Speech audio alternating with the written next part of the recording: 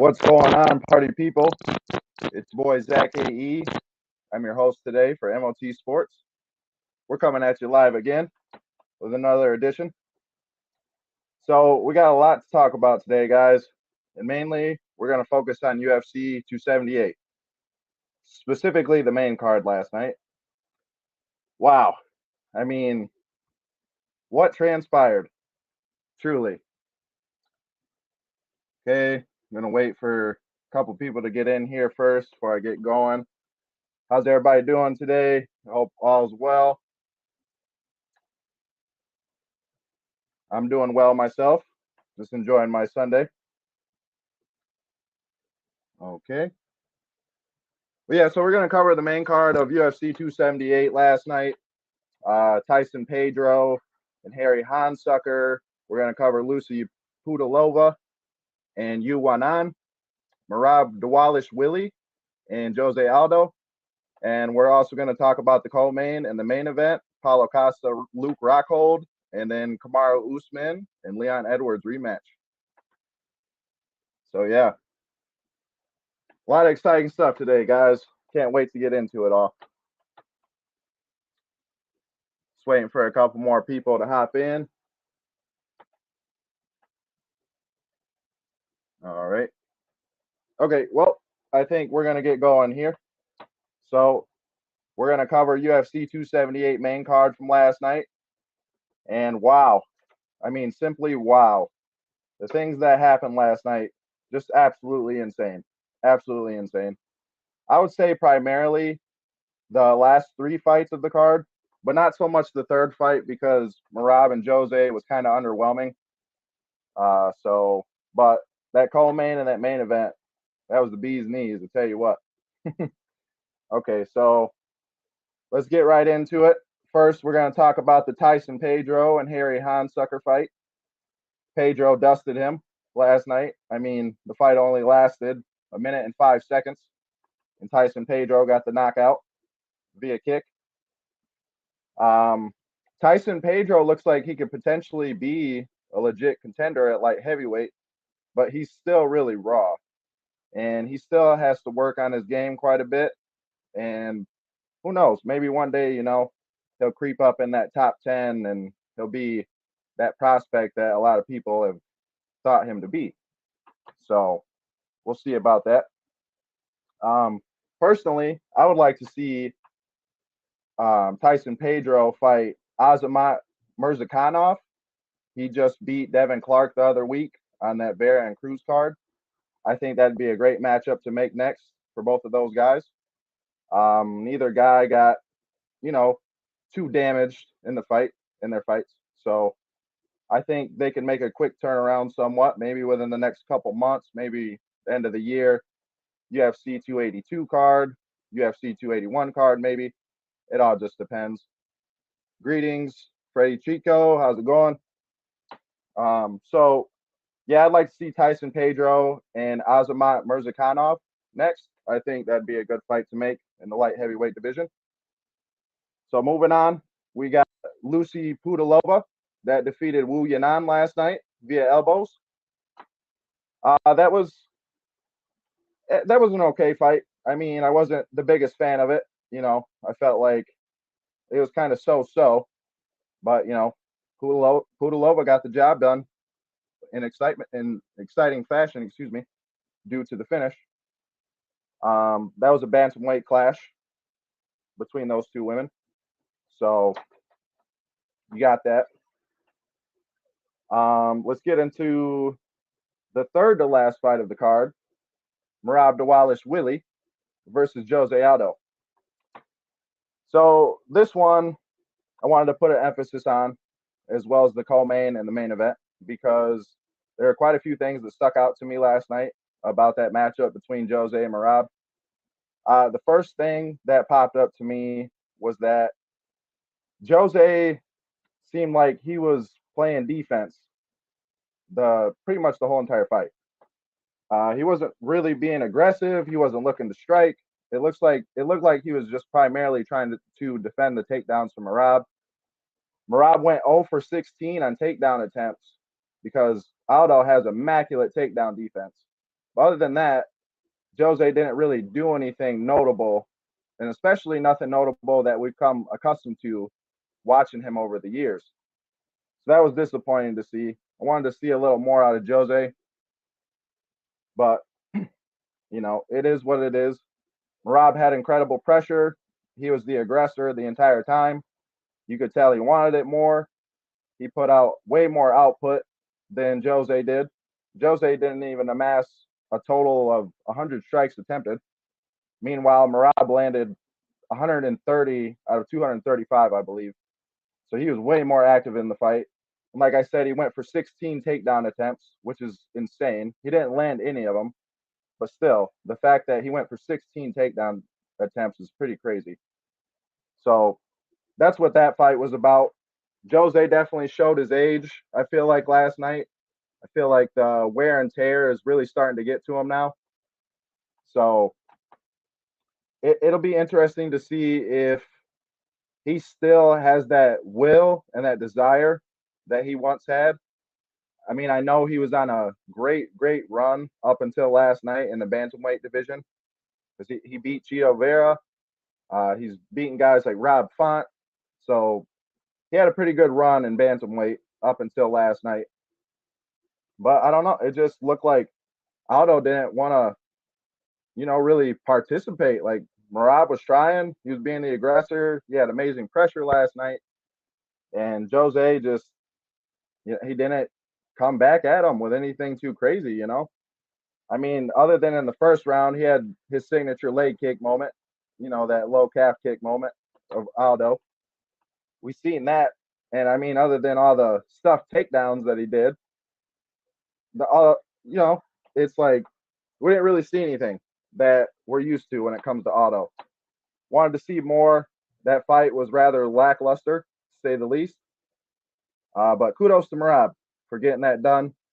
Like I said, you could tell that he definitely wanted it more out of the two competitors last night. So you got to give him props there. And yeah, it'll be intriguing to see where these guys go from here on out. It'll be interesting to see who Merab gets matched up with next. I wouldn't mind seeing a matchup between him and Chito next, Chito Vera.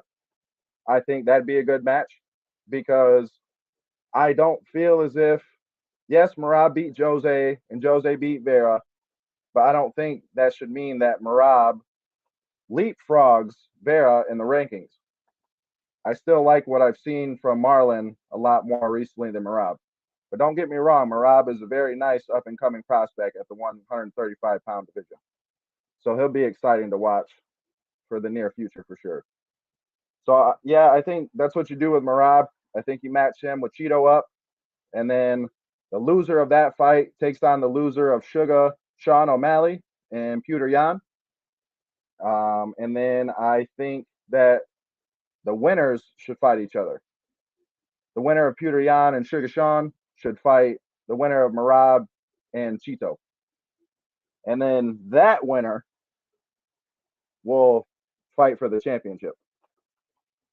So, yeah, that's what I want to see. And then as far as Jose goes, I would say maybe do Jose and Dominic Cruz next, potentially, depending on how quick of a turnaround Dominic can make. Because Jose, even though he got outworked last night and he got outstruck and everything, he didn't really take a whole lot of damage from Merab.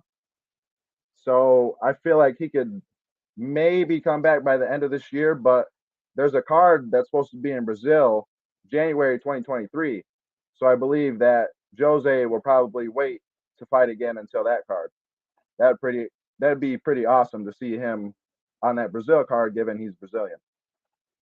And he's, denoted as the King of Brazil. So he has that moniker, so to speak. So, well, not King of Brazil, but King of Rio. Sorry, King of Rio. I misspoke there. Anyway, so yeah, that's what I'd like to see for those two. Give us Merab and Chito, and then I'd say Jose and Dominic, or I'd say Jose and potentially he already beat Font, so you don't want to do that again. I would say maybe the loser of Song Yadong and Corey Sandhagen. That wouldn't be too bad of a matchup, but it just depends on who wins that fight because Song Yadong is ranked number 13, I believe, right now, and Sandhagen's still in the top 5. I think he's number 4 last I checked. So if Song Yadong wins that fight, then he might have a huge leap in the rankings. It might not make sense for Aldo to fight him then, but if Song Yadong don't make that big of a jump and Aldo don't fall too much, maybe that'd still be a good matchup to make. Given if the UFC is still trying to build up the hype and everything of Song Yadong, because he seems like a nice young prospect himself. So, yeah, there's that. So I think maybe Aldo versus the loser of Song Yadong and Corey Sandhagen. Next fight for Aldo. And then, or Aldo versus Dominic Cruz, but they might make Dominic Cruz and Frankie Edgar, which I wouldn't mind to see as well. So it just depends. But Merab, I think, should fight Chito Vera next. So we'll see. We'll see what happens. But we're going to get into a little bit of the comments here. Freddie Chico, I think O'Malley is overrated. Yeah, I mean, I feel like the jury's still out for him. I really like the talent that he is, but he hasn't necessarily fought the toughest competition yet, outside of Cheeto. But when he fought Cheeto, he lost to Cheeto. So I guess we'll really see what O'Malley's about in this bout against Petr Yan coming up here soon in October, Abu Dhabi. UFC 280. Freddie Chico again. I think they are trying too hard to create another McGregor. Yeah, I mean, that could be the case. I mean, McGregor's by far, the most marketable and arguably most popular UFC star ever. So it would only make sense that the UFC would try to emulate that in somebody else. And Sugar Sean could be that guy because he is a massive crowd favorite and fan favorite already. And I'm sure that's only going to grow. So do you mean they're trying to make O'Malley into the next McGregor? I mean, I could see that if that's what you're saying. I want to see, and then we got another comment. I want to see Khamzat versus Leon. Yeah, see, I want to see that too, but I feel like it's only right if you do the trilogy between Usman and Leon, just given the fact that Usman beat Leon in the first matchup. And not only that, but last night was Usman's first ever career loss in the UFC. He was 15-0 last night heading into the bout with Leon, and he was only one win away from tying Anderson Silva's record for most consecutive wins without a loss to start a UFC career. And he was also the number 1 pound for pound mixed martial artist in the whole entire world coming into last night. So I feel like you got to give him that trilogy bout. But I agree. I would love to see Khamzat versus Leon as well. But I think they're going to roll the trilogy. Dana White was already talking about it. There's rumors that it's supposed to be at Wembley Stadium in London. So we'll see what goes on with that. Okay. All right. So back to our topics. So that pretty much wraps it up for the Merab and the Jose fight there. Moving on to the Paulo Costa and Luke Rockhold fight. Very oddly entertaining fight, if I must say. And I say oddly entertaining because both guys got really gassed towards the end, and Luke was just absolutely exhausted after the first round. I didn't even know if he was going to be able to continue past the first. So I say oddly entertaining because both guys kept, showing signs of extreme fatigue. Luke kept putting his hands on his knees mid-fight. He kept, stalling, trying to take different little breaks, to catch that breath and everything. You could see it on Costa's face that he was gassed.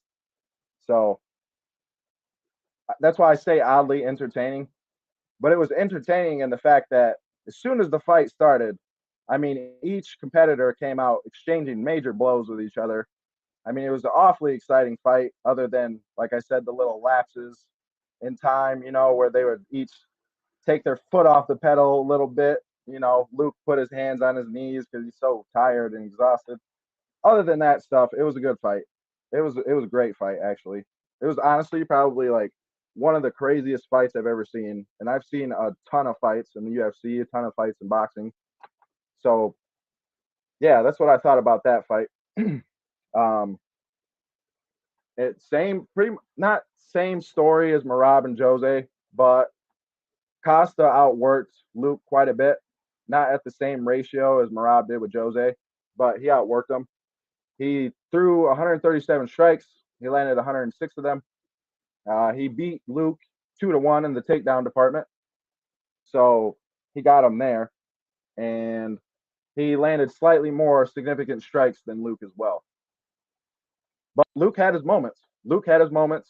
There was times where Luke absolutely rocked Paulo, and I didn't know if Paulo was going to be able to hang in there and keep going. There was moments where Paulo rocked Luke, and I didn't think Luke was going to keep going. So I think that was a huge testament to Luke Rockhold's heart last night, for him to be able to hang in there throughout the duration of the whole entire 3 rounds and be able to take those kind of brutal shots from Paulo Costa and still be able to hang in there and give him a fight back. Just crazy. Much respect to Luke for that, especially given he's in the advanced age that he's in his career. I believe he's 37, going on 38. So it's really old for any athlete, especially a fighter. So much respect to Luke for being able to hang in there, prove a lot of people wrong last night. And yeah, I really appreciated that performance from him. And Costa, I mean, he did what I thought he was going to do. I thought he was going to win all along coming into it. Between Merab and Jose, I had Jose, so I got that one wrong. But I got the last 2 fights of the card right, because I went Costa and then I went Leon for the upset. But anyway, so Costa did what he was supposed to do. I really liked what he did. He had a good game plan. He wasn't afraid to take it to the ground with Luke. There was moments where, they shared quite a bit of time on the ground together. And I just thought it was a good game plan by both men. Unfortunately, Luke came up short. Luke retired immediately after the fight in his post-fight speech. And I kind of figured that was coming, because I was watching all the embedded series, the vlog series and stuff, like leading up to the fight. I was watching interviews of Rockholds, and I don't know, you could just tell that his passion was starting to wane for the sport. And you could tell that he was ready to be close to being done. Like, he was ready to be done. So that wasn't necessarily surprising. I'm kind of glad he's hanging it up. I don't want to see him take, another brutal knockout like he has multiple times in the past. Like I said before, he's old. So, I mean, is he really going to be a legitimate Luke contender? Sorry. Is he going to be a legitimate middleweight contender anymore? I don't think so. So, I don't know. Much respect to Luke, though. He had a hell of a career. He'll be remembered as one of the greats in all of mixed martial arts history, not just UFC history. Former Strikeforce champion, former UFC champion. I mean, the dude is a legend. So much respect to him. Hats off to him. Paulo Costa, it'll be interesting to see who he fights next. I wouldn't mind seeing him fight Robert Whitaker, but I've been reading things saying that Costa might, finish his contract out in the UFC and then move over to boxing. So we'll see what happens there. But yeah, I'd really like to see Paulo versus Robert Whitaker, or maybe Paulo Costa versus Jared Cannonier. But I believe that Jared Cannonier and Sean Strickland are supposed to be matching up here within the next couple months. So that wouldn't make a whole lot of sense, given he's already booked. So, but then Whitaker and Vittori are booked too. So it's like, I'm not quite maybe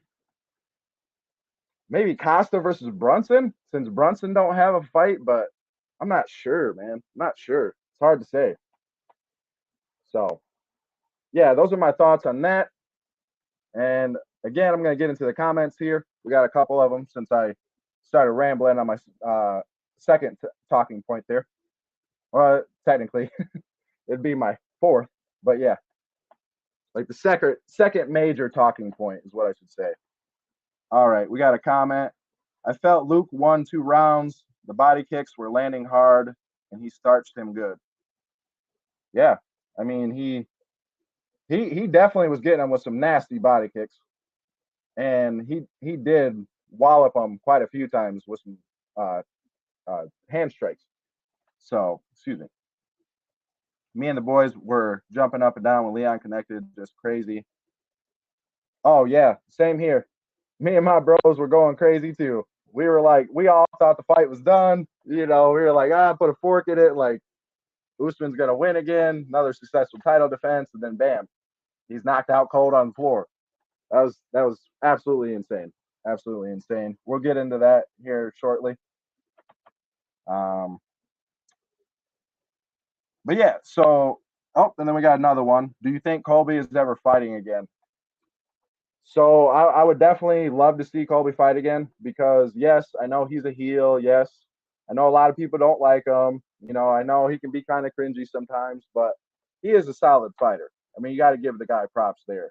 The only guy that's ever really been able to stop him in his tracks, so to speak, is Kamaru Usman. And Kamaru Usman, up until last night, #1 pound for pound mixed martial artist in the world. So yeah, I really like Colby. I'm low key a fan of his. I just like his game. I like his demeanor. I mean, I feel like he can go a little too far with stuff he says sometimes, but that's all part of being the heel. You know, he's like the new age Chael Sonnen, so to speak. That's how I view Colby.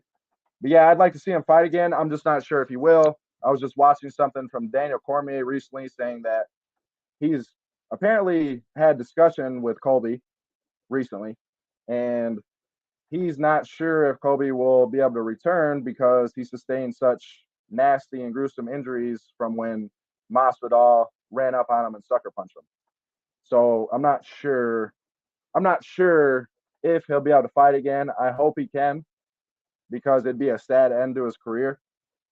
I mean, yeah, you could say, oh, he had 2 shots at the title and he blew them. He wasn't successful either one. But other than that, I mean, the rest of his UFC career was rather successful in my opinion, and I feel like he's still a legitimate fighter, even though he's failed to secure the belt a couple times. So yeah, I'd definitely like to see him fight again. Excuse me. Okay, so all right, so real quick, back to my Luke Rockhold and Paulo Costa. This is my last point. I'm gonna finish, and we're gonna move on to the main event. Crazy main event. Okay, so a thing that I thought was really funny, but it was also like, you know, kind of abhorrent and putrid is towards the end of the fight, you know, Luke and Costa had another sequence on the ground, and Costa was on top of Luke Rockhold, but then Luke was able to reverse the position. He was able to gain top control on Paulo.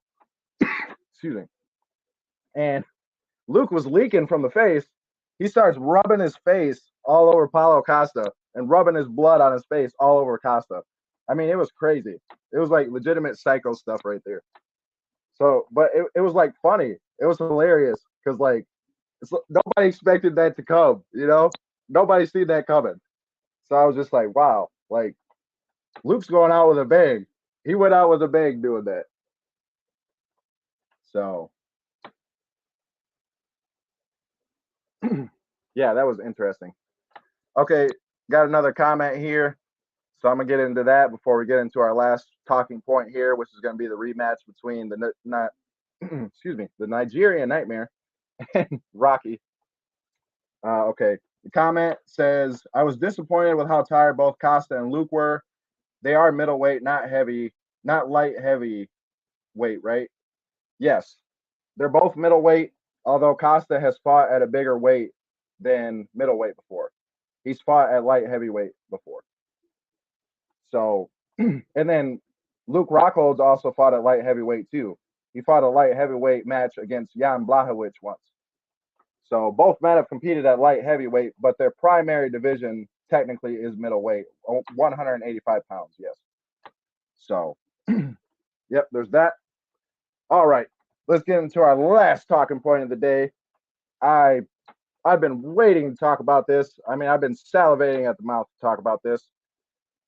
The main event. Let's talk. Kamaru Usman, Leon Edwards rematch.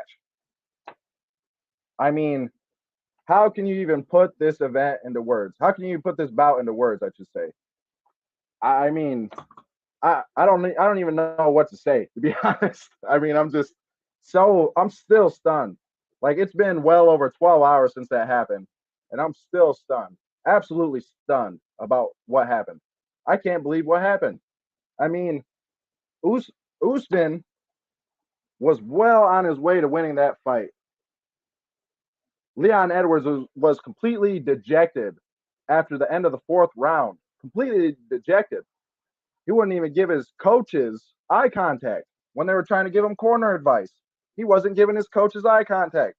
This man knew he was beaten. This man looked like he was defeated. Up until 56 seconds left in that fifth round. Leon feints a jab, feints a left jab. Kamaru bites on it, and he ducks his head way too hard and far to the right. Leon catches him with a left high kick. Knocks Usman out cold. I mean, like, just insane. Absolute insanity. Simply incredible. Leon was all but done. He was going to lose a majority, well, unanimous decision, actually, easily.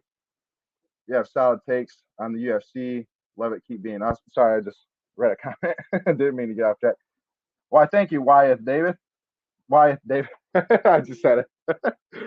Sorry, guys. I'm still trying to get used to this. This is my second ever stream by myself, so I'm still trying to get used to it. Sorry for the blunders here and there. Wyeth Davis. Sorry. There you go. I hope I pronounced that right. You have solid takes on the UFC. Love it. Keep being awesome. Thank you so much. I appreciate it.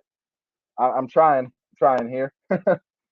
But anyway, so yeah, first round. Let's get back to the Leon and Usman fight. First round, right? Leon definitely took that round. He easily took that round 10-9. Leon was the first ever fighter to take Usman down in a fight. Usman had 100% perfect takedown defense up until last night when Leon got that trip takedown on Usman, right? So he won that first round. I really liked what I seen from Leon to start. He looked really sharp and crisp. I loved the feints that he was coming out with. He had Usman second guessing pretty much everything he was doing. I mean, he looked great. But then rounds 2 through 5, right, up until the 56-second mark of the fifth round, rounds 2 through 5, Usman straight up dominated Leon. I mean, like, it was unfair what he started to do to him. It was completely unfair what he started to do to him. I mean, really. I mean, Usman really started to work his bread and butter, getting Leon up against the cage, taking him down. Usman had 5 takedowns in the fight. Leon only had that one historic one that he got on Usman in the first round, where he was the first ever to take Usman down. That's the only takedown he had. Usman scored 5 takedowns last night, you guys. 5. I mean, he was just absolutely imposing his will on Leon, and Leon didn't know what to do. He had no answer for it. He couldn't stop it. First round, he did a great job. Great job of defending the takedowns, stuffing the takedowns. It seemed like he was able to stay a step ahead of Usman, so to speak, in the first round. But rounds 2 through 5, up until that final minute, when Leon got that absolutely insane knockout, Usman was dominating. And I mean, there's no ifs, ands, or buts about that. Even all 3 judges' scorecards had it 39-37 going into that fifth round for Kamaru Usman. He was going to win that fight if the fight had played out to the end like everybody thought it was going to. I mean, there was a couple cheap tactics by both fighters throughout. Each guy had an issue with cage grabbing, those kind of things. And, there was a couple low shots, stuff like that. But other than that, I mean, it was a really good fight for the first round, right? It was a good fight for the first round. Rounds 2 through 5, not so much. Because like I said, Usman just completely dominated Leon in pretty much every facet. I mean, if you check out the stats, right? If you check out the stats, Usman had thrown 247 total strikes. He landed 189 of those 247 strikes. That's an insane percentage accuracy wise, right? And then you look at Edwards, excuse me. Edwards only threw a total of 85 strikes and landed 64. So Usman had way more of an output. He was really putting it on Leon. He was putting it on Leon bad. Usman completely outpaced Leon in the significant strike department as well. So you got that. And like I said, he beat him 5-1 in the takedown department. So yeah, I mean, it looked like Usman was going to win. You know, in typical Usman style, like I said, he gets his opponent up to against the cage. You know, makes it easier for the takedowns. And then once he's on the ground and he's on top, it's pretty much almost impossible to get him off you. You know, because he's such a force on the ground. He's such a great grappler. He's such a great wrestler. So yeah, I mean, he was really starting to impose his game plan onto Leon, and Leon didn't seem like he had an answer. So, but then the fifth round came, and for the first 4 minutes, we seen the same thing. Seen the same thing. You know, Usman just kept having his way, having his way, having his way, and then that's when all of a sudden, you know, the knockout happened, and Leon caught him slipping. He caught him slipping. So yeah, I mean, to me, if you're asking me personally, I think that was one of the greatest comebacks ever in the history of sports. I'm talking the history of sports, one of the greatest comebacks ever. Hot take. Okay. So I'm going to say that. And then also, arguably, maybe not quite, but arguably the greatest comeback in UFC history. And I'll tell you why. I'll tell you why I say that. So first things first, let's look at what was on the line, right? The welterweight, not even top 3 UFC comebacks. Ooh, yeah, I'm not sure about that. Here's why I differ with that is because look at what was at stake, right? So yes, not just the UFC welterweight belt. That wasn't the only thing that was at stake, right? Usman lost his #1 pound for pound ranking after losing to Leon last night. So you got to figure, not only did Leon win a belt in this fashion like he did, but he also stopped the #1 pound for pound mixed martial artist on the planet coming into last night. I'm sorry, but I can't think of another time where a massive comeback happened like that in the UFC, and the opponent that beat, you know, that scored a massive upset was against the #1 pound for pound. So that's why I say I think it's one of the greatest of all time, whether it's just sports history period or UFC history, just because Leon KO'd a guy that's never been KO'd, right? Usman was never KO'd up until last night. Whole entire career, never KO'd, right? Leon also took Usman down for the very first time in his whole entire career as well. And not only that, Usman was the #1 pound for pound fighter going into last night. So that's why it's all about context for me. Like the fact that he scored that victory the way he did with a mere 56 seconds left, it was all but in the bag for Usman. And then Leon shocks the world, you know, and he beats the #1 pound for pound fighter. Like, I don't know. I feel like that's definitely notable. And I just don't see how you say that it's not one of the greatest of all time. Just given like who Edwards beat. We're talking the Nigerian Nightmare here. 15-0 in the UFC before last night. Was about to tie Anderson Silva's record. #1 pound for pound. So there's that. Let's get into a little bit of the comments. We got one from Napoleon. Is it possible for Usman to get it back? Well, yeah, of course. I mean, Usman, Dana White even came out and said after the fight that he thought that Usman fought the perfect fight. up until that last minute of the final round. And to be honest, I completely agree because, like I said, he was doing everything that he does best. He was doing everything that was a part of his game plan that was assembled by Trevor Whitman, his coach. So, yeah, I mean, he just got caught slipping, man. It happens. You know, we've seen it happen to plenty of the greats. And so it's not like nothing new. So, yeah, he could definitely get it back. I mean, he just got to get his focus back on track. I said to friends before the fight, I said I had Leon, and I have a couple friends that can vouch for me on this if you guys want proof. But I told them the reason why I picked Leon is because, like he was saying in the press conference for UFC 278, I felt like the fame was getting to Usman's head, so to speak. That makes sense. Like the fame was getting to his head. He was getting a little too cocky. He got a little too comfortable. Lost a little too much focus. Kind of had that Canelo syndrome, if that makes sense. Like, because we've seen Canelo Alvarez lose to Dimitri Bivol, and nobody expected that, right? Well, that's what I feel like happened to Canelo. I feel like the fame got to his head.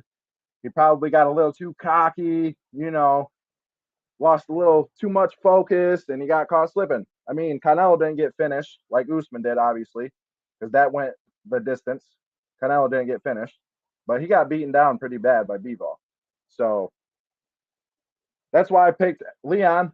And not only that, but I felt like Leon had improved enough on the ground and in the grappling department to be able to neutralize Usman's grappling.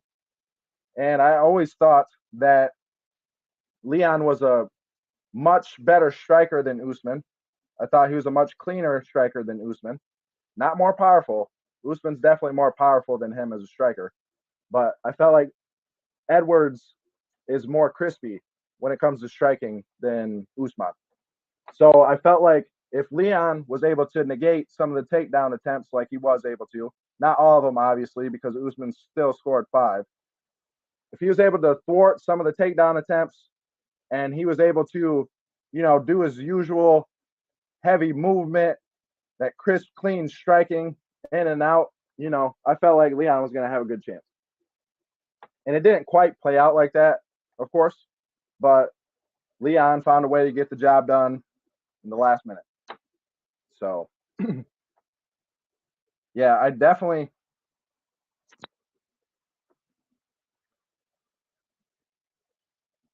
Okay, we're gonna get into some of the comments here. We just got a couple that came in. Okay, so we got one. Why do American fighters insist on stand and bang when they know that UK fighters are bad at wrestling? Okay. Usman didn't take enough takedown shots. He could have broken Edwards. Okay. So yeah, I tend to agree on that particular point, that first one. UK fighters aren't known to be wrestlers, and they never have been. So you're on point there. You're on point there. Usman didn't take enough takedown shots. See, that I'm not sure about because Usman had 12 takedown attempts. I mean, if you're saying he should have went for 15 to 18, maybe 20, okay, I get what you're saying. But I feel like 12 takedown attempts is quite a bit. It's quite a bit. So it's not like he completely shied away from trying to take him down. He definitely tried to take him down. And he had just under a 50% success rate. He went 5 for 12. But I don't know. To each their own, I guess. He could have broken Edwards. Yeah, I mean, he had it. He had Edwards broken up until the 56-second mark in the 5th round.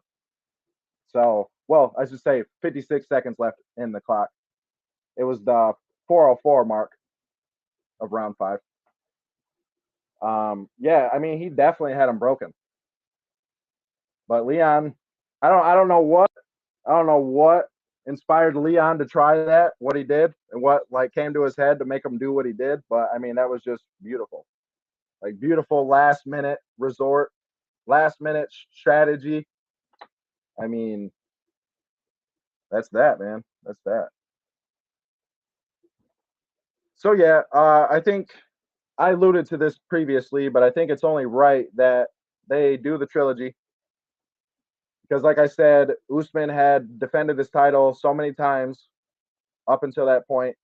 Last night would have been a sixth title defense if he was successful, since he's been crown champ of the welterweight division. He had 5 successful title defenses coming into tonight. He beat Masvidal twice, he beat Colby twice, and then he beat Gilbert Burns once. So I feel like just based off the credentials that he's established for himself up until last night, you got to give him the trilogy bout. You got to give him the trilogy bout. And I feel like that has to be the next fight that happens as far as the belt being on the line in the welterweight division.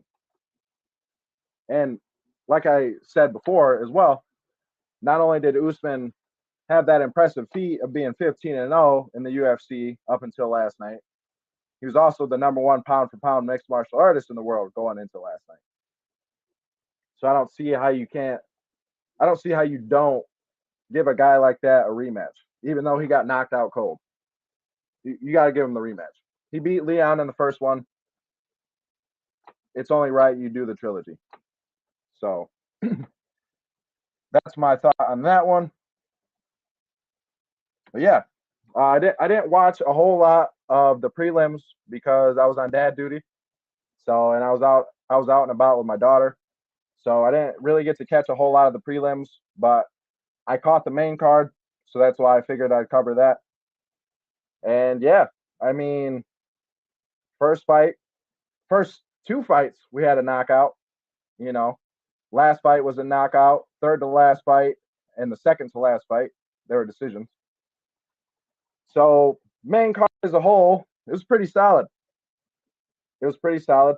I was impressed with it, and yeah, I mean, what a way to end it with Leon knocking out Usman cold. Down goes Usman. Nightmare over for now. For now. Because Usman could easily get the belt back. You never know.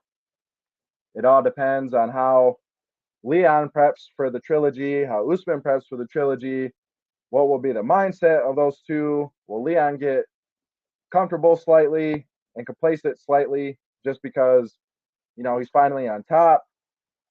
Does Usman make the proper adjustments to be able to not get caught slipping again like that?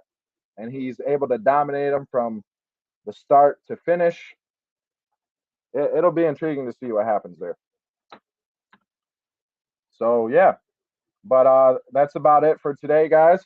I just wanted to cover the main card of UFC 278 last night and all the madness that occurred within it.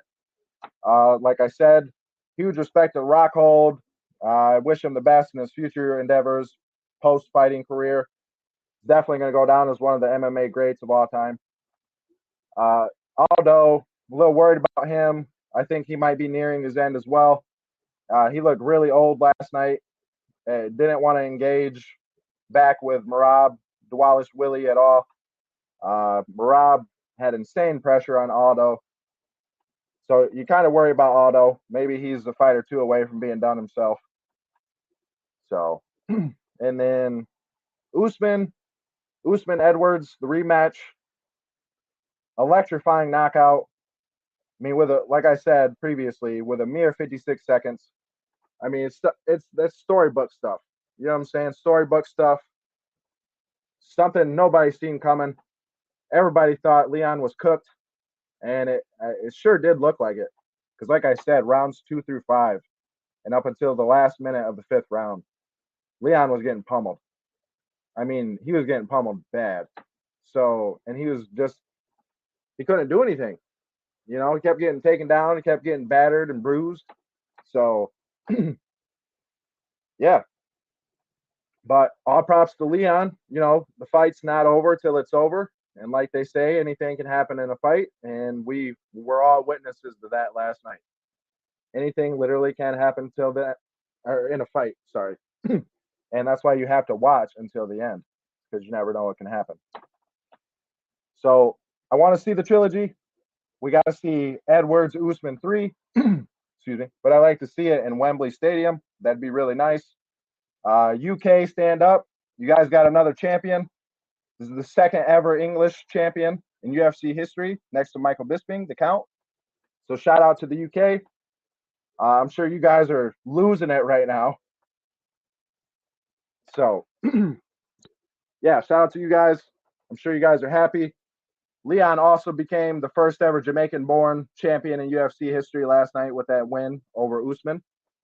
Because yes, Leon has citizenship in the UK, and he's been in the UK for the majority of his life, but he was born in Jamaica. And he moved to the UK when he was a young lad. So, yeah, couple records, like quite a few records got broken last night. So that was very, very great to see. But yeah, we got to do the trilogy. We got to do the trilogy. We got to see it. Usman deserves it. And we got to see if it was a fluke or not. Because some out there are saying, oh, it was a fluke. You know, Usman should have won. He had it in the bag, yada, yada, etc. You know, it was a fluke. Leon just caught him with a lucky shot. So we'll see. We got to see. We got to put all that stuff to bed. We got to put it to rest. That's why we got to do the trilogy. So then there's no more questions. And we have our firm, concrete answer. So we got to do that. So yeah, great card, guys. Great card. A lot of excitement. I mean, I was on the edge of my seat the whole entire time, literally. I mean, I don't know how you guys are feeling. I mean, I was losing my mind. I was watching the fights with a couple buddies of mine, and we were just losing our minds, like seeing what happened, like everything that was happening. So, all right, before we end here, let's get into some of the comments. We got a few more I haven't covered yet. So let's see what we got here. We got one that says Romanov should have won. Yeah, against Marcin Tybura. I know there's a couple of different enunciations I've heard for it, but I think it's Tybura. Yeah, you know, I was looking at that one too, and I think Romanov should have won as well. But I didn't watch that fight because, like I said, I was on dad duty. I was out and about with my daughter. I was busy with her. I was only able to catch the main card, guys. But yeah, looking at the stats and everything, I'll have to watch the fight later today. But looking at the stats, I thought Romanov won too. I'm not sure how he lost because he beat Tybura in the takedown department. He beat him in total strikes landed, attempted, I believe, and then he also landed more significant strikes. And if I recall correctly, I'd have to look again. But I think that Romanov also had greater control time as well. So, okay, so we got a couple more. Leon is the best, most skilled fighter we've ever had from England. Okay, yeah, I'd agree. Bisping don't count. Why doesn't Bisping count? He was born there, was he not? I'm still in shock. Yeah, that's exactly how I feel. I mean, I'm literally still trying to wrap my head around what happened last night. I can't believe. I mean, because let's be honest, the co-main event. Did we really think that was going to be that good of a fight? Let's be honest, everybody. Did we think that was going to be that good of a fight, the co-main? I don't think a lot of people thought that. I definitely didn't think that. I thought Costa was going to come in and he was going to starch Luke within the first round. And if not the first round, maybe the first minute or two of the second round. That is definitely not what happened. That fight turned out to be way more entertaining than everybody thought. So that was a very pleasant surprise. And then, yeah, Leon coming back last minute to pull off one of the craziest upsets I can ever remember. Fluky career for Bisping. Okay.